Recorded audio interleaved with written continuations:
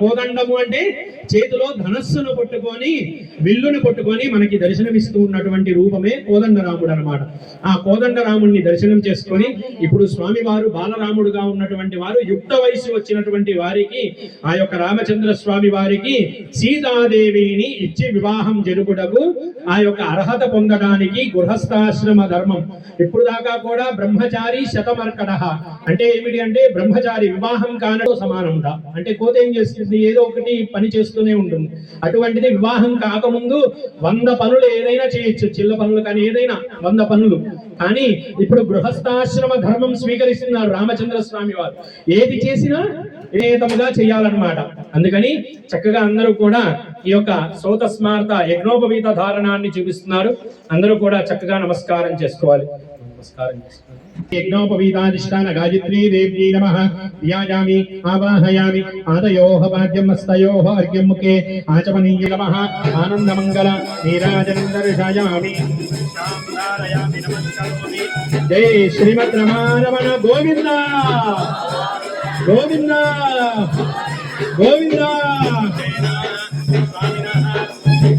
యజ్ఞోపవీతం పరమం పవిత్రం ప్రజాపతే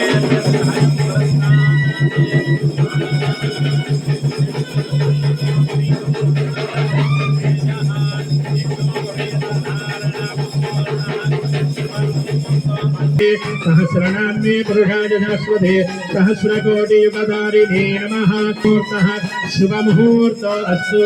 एतस्मिन् सुमुहूर्तकाले सूर्यादीनां नवानां ग्रहाणाम् अत्यन्त अनुकूल्यता समर्पिస్తున్నటువంటివి నూతన మధుపర్క వస్త్రద్వయం. గట్టి మేళ అయం మధుపర్కోయం మధుపర్కోయం మధుపర్కః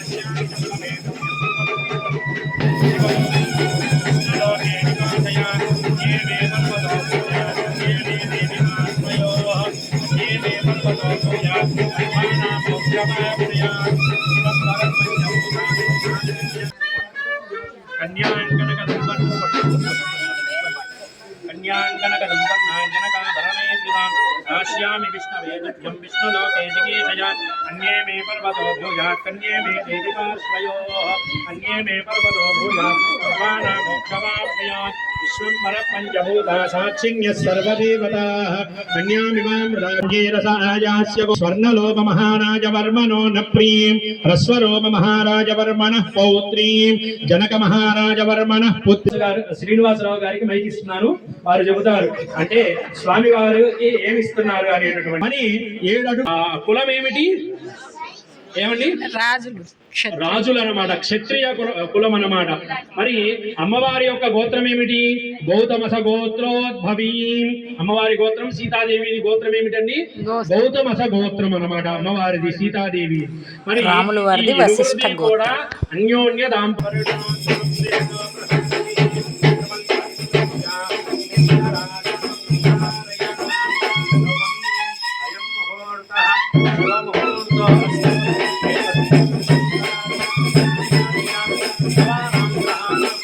సమర్పయామి వస్త్ర ఉపవీత ఆభరణ. ఎందుకు అంటే రాములు వారు అరణ్యవాసం చేసేటప్పుడు సీతాదేవిని రాజ్యంలో కూర్చోబెట్టి వెళ్ళలేదు రామచంద్ర స్వామి వారు. కష్టమైన సుఖమైన అరణ్యవాసంలో నీకు తోడుగా నేను వస్తానని తల్లి మహాతల్లి అయినటువంటి సీతామాయి వచ్చింది అరణ్యవాసం అప్పుడు. మరి ఈ రామ అనేటటువంటి మంత్రం ఎక్కడి నుంచి వచ్చింది? తారక మంత్రం. రామ అంటే ఓం నమో నారాయణాయ అనేటటువంటి అక్షరంలో రా అనేటటువంటి అక్షరము అంటే ఆ యొక్క శబ్దము. అదే విధముగా ఓం నమ శివాయ అనేటటువంటి శివ పంచాక్షరి మంత్రంలో వచ్చేటటువంటి మకారము అనేటటువంటి శబ్దం ద్వారా వచ్చినటువంటి మంత్రమే తారక మంత్రమే రామ. ఈ రామ అనేటటువంటి ఆ యొక్క మంత్రాన్ని మనం తిరగవేసి చెబుతూ ఉండండి. మరామ రామ రామ రా, చివరికి ఏమవుతుంది? అది రామ రామ. వాళ్ళ పుష్పాంజలి సమర్పయామి. అందరూ నమస్కారం చేసుకొని చెప్పాలండి. ఓం సర్వమంగళ మాంగళ్యే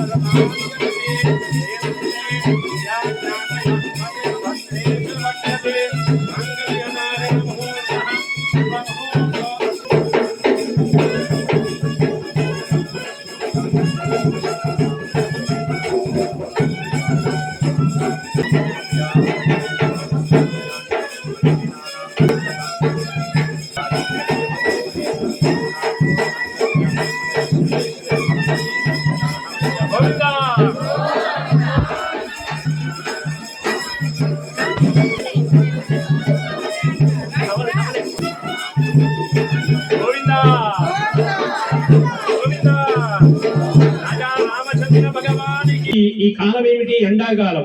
ఎండాకాలంలో ఆ పానకాన్ని మనం తీసుకోవడం వల్ల మనలో ఉండేటటువంటి కొన్ని దోషాలు పోతాయిట. అందుకని మనకి